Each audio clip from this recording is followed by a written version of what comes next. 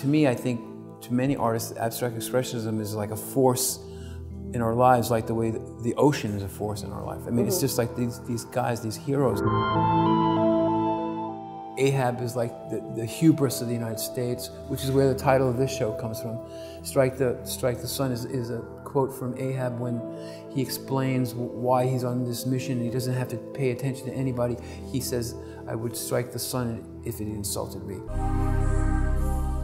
The show at Metro spans Abeck's paintings from 1948 to 1963.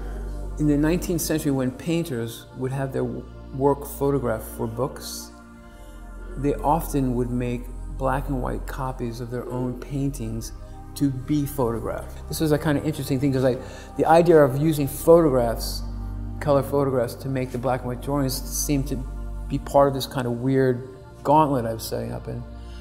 And what the idea for the show, I picked the artist, and then I realized I have to get permission to do this. And I said, I'm never going to get permission to do this. And I got permission from 90. The only guy I didn't get permission from was Klein. And that painting is not for sale, I'm going to keep it. I've been really interested in Moby Dick for a long time, because Moby Dick is like the kind of genetic code of America for me. The more I started seeing the connection between these two things, it got more and more intense, where I've chosen 12 Abeck's guys, but in a weird way I started thinking of the Abeck's guys as my crew. Because in Moby Dick, actually, there's 30 guys on the ship, and the ship, there were 30 states in the Union when Melville wrote Moby Dick. It got so weird with connections, I found that like Jackson Pollock's dog was named Ahab. Okay. So it got weirder and weirder, yeah, so it kept going on. The flag is painted like a boat hull would get painted. The hull of Pequod was black, so it's kind of painted like that. I started looking at, when I walked down the street, the surface on the ground, I started looking at snow and the ice, and I started becoming incredibly fascinated with surface, which is something I never really thought so much about. I became really fascinated with Joan Mitchell's painting.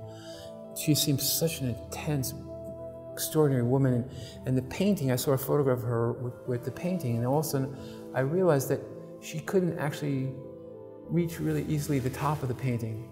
So there's very little paint on the top of the painting. You know, as an older artist, what's interesting, because it's weird to think of myself as an older artist, the most difficult thing is to stay relevant, you know? But the thing is I think I'm doing the best work I've been doing in years. I can trace all this shit back to where I did in really early 80s. I mean, yeah, I mean, we're one-trick ponies for sure, but I mean, the thing is we get better at it.